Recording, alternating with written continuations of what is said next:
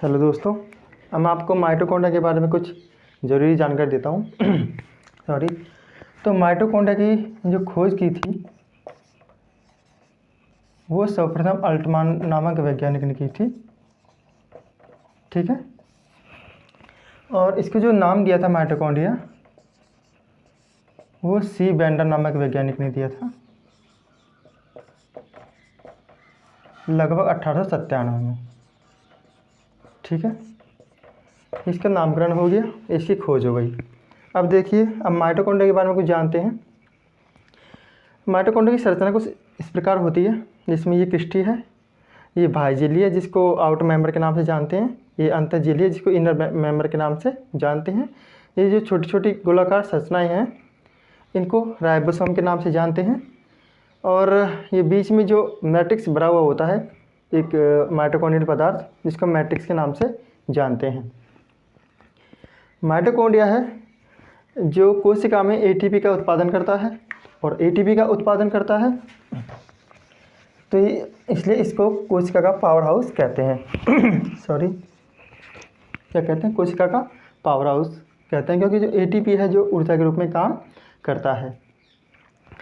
अब यह क्या होता है, मनुष्य की आरबीसी, मनुष्य की परिपक्व आरबीसी और जीवाणु में यह अनुपस्थित रहता है। ठीक है, यानी प्रोकैरियोटिक कोशिकाएं, मनुष्य के आरबीसी, इसमें यह अनुपस्थित होता है, लेकिन डब्ल्यूबीसी में यह पाया जाता है। कहने का मतलब यह है कि आरबीसी में जो परिपक्व आरबीसी होती है, जो मैच्योर आरबीसी होती है, उसमें यह अनुपस्थित होता है, बल्कि जबकि डब्ल्यूबीसी है, श्वेत रक्त कणिकाएँ हैं, उसमें ये पाया जाता है। ठीक है।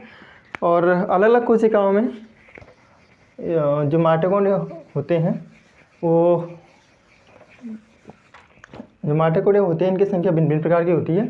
जैसे जो स्पर्म होता है, स्पर्म में इनकी संख्या 20 से 24 होती है। ठीक है। और एक अमीबा है, अमीबा की एक जाति है चाओस। क्या है? अमीबा की एक जाति है चाओस, जिसमें इनकी संख्या 5 लाख तक होती है। ठीक है। यदि आपसे पूछ लिया जाए एग्जाम में कि सर्वाधिक माइटोकॉन्ड्रिया किसमें पाए जाते हैं, तो अमीबा चाओस एक प्रजाति है अमीबा की, उसमें लगभग सर्वाधिक माइटोकॉन्ड्रिया पाए जाते हैं, 5 लाख माइटोकॉन्ड्रिया। ठीक है। ये क्वेश्चन कभी कभी एग्जाम में आ सकता है, इन क्वेश्चनों का विशेष ध्यान रखें। अब देखिए नेक्स्ट माइटोकॉन्ड्रिया के बारे में। यदि हम इसका रासायनिक संगठन देखें, माइटोकॉन्ड्रिया का, तो देखिए इसमें क्या क्या पाया जाता है। इसमें पाया जाता है इसका रासायनिक संगठन प्रोटीन इसमें पाया जाता है लगभग 60 से 70%। ठीक है। और जो लिपिड होता है, लिपिड की मात्रा इसमें 25 से 30% पाई जाती है। ठीक है दोस्तों, लिपिड की मात्रा 25 से 30% पाई जाती है। और आरएनए की मात्रा इसमें लगभग 0.5% पाई जाती है। और डीएनए की मात्रा इसमें बहुत कम होती है, सूक्ष्म। क्या होती है? बहुत ही सूक्ष्म होती है। कहने का मतलब ये है, इसमें स्वयं का डीएनए भी पाया जाता है, और स्वयं का डीएनए पाया जाता है।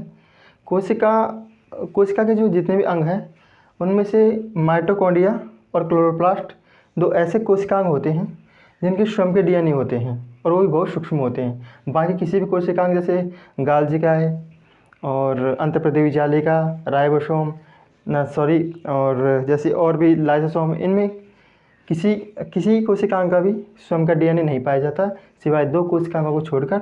एक तो कौन सा है? माइटोकॉन्ड्रिया, और एक क्लोरोप्लास्ट है। ठीक है।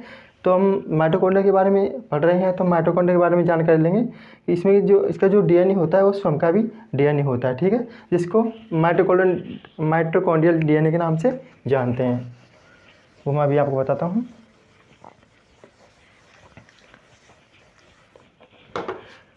इसको हम माइटोकॉन्ड्रियल डीएनए के नाम से जानते हैं। ठीक है, मैंने शॉर्टकट में एमटी किया है, माइटोकॉन्ड्रियल डीएनए।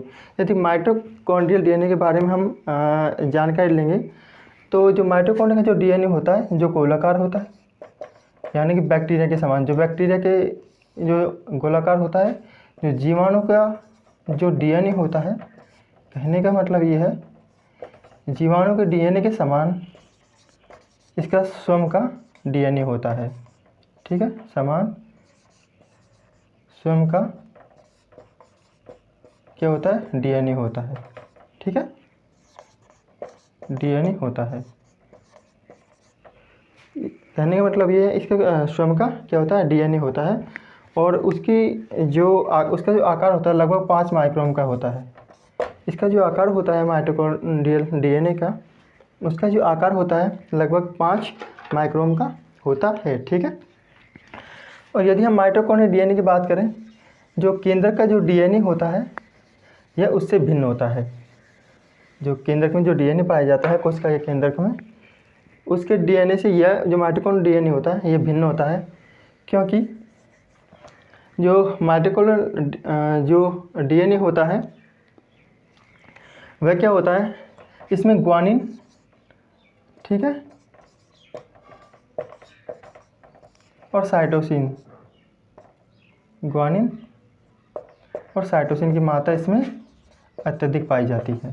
ठीक है, जो नाइट्रोजन क्षार है इन दोनों की मात्रा इसमें अधिक पाई जाती है। जो केंद्र का जो डीएनए होता है उससे ज़्यादा माइटोकॉन्ड्रियल डीएनए में ग्वानिन और साइटोसिन की मात्रा ज़्यादा पाई जाती है, इसलिए ये भिन्न होता है। ठीक है, अब इसके आरएनए की बात करें, माइटोकॉन्ड्रियल आरएनए, ये तो माइटोकॉन्ड्रियल डीएनए हो गया। यदि हम आरएनए की बात करें तो जो माइटोकॉन्ड्रिया का जो आरएनए होता है वो डीएनए की अपेक्षा, माइटोकॉन्ड्रियल डीएनए की अपेक्षा माइटोकॉन्ड्रियल डीएनए की अपेक्षा 10 से 20 गुना अधिक होता है। ठीक है, कितना, 10 से 20 गुना अधिक होता है। ठीक है, इसमें जो डीएनए पाया जाता है उससे ज़्यादा आरएनए पाए जाते हैं, लगभग 10 से 20 गुना। और इसमें जो राइबोसोम होते हैं, जो इसमें जो राइबोसोम पाए जाते हैं वो 70S के होते हैं, 70S के। ठीक है, 70S के होते हैं। और इसके अतिरिक्त माइटोकॉन्ड्रिया में, माइटोकॉन्ड्रियल आरएनए के अतिरिक्त प्रोटीन संश्लेषण हेतु, ठीक है, क्या, प्रोटीन संश्लेषण हेतु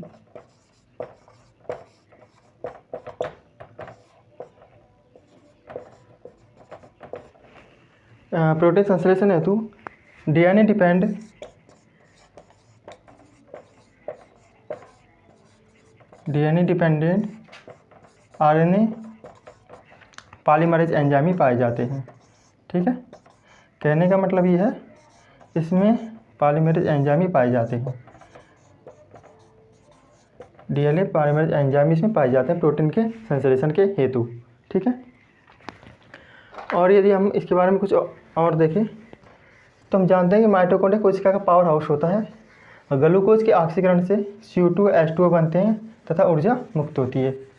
तो किस तरह इसकी कुछ अभिक्रियाएं होती हैं, जैसे C6H12O6, ठीक है, ऑक्सीजन की उपस्थिति में, ऑक्सीजन की उपस्थिति में यह 6 CO2 व 6 H2O अणुओं में टूटता है, वह जिससे 686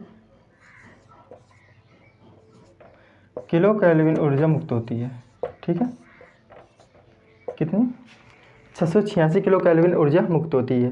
यह क्रिया माइटोकॉन्ड्रिया में होती है। ग्लूकोज का ऑक्सीकरण होता है, ग्लूकोज 2 भागों में टूटता है, CO2 है H2O में, जिसमें CO2 के 6 अणु बनते हैं और H2O के 6 अणु बनते हैं। बाद में 686 किलो कैलोरी ऊर्जा प्राप्त होती है, इसलिए इसको कोशिका का पावर हाउस कहते हैं, क्योंकि ये जो ऊर्जा होती है वो ATP के रूप में संचित होती है, एडेनोसिन ट्राइफॉस्फेट। ये जो ऊर्जा होती है वो ATP के रूप में संचित होती है, इसलिए इसको कोशिका का पावर हाउस कहते हैं। ठीक है दोस्तों, तो माइटोकॉन्ड्रिया समझ में आ गया। धन्यवाद, बस इतना ही।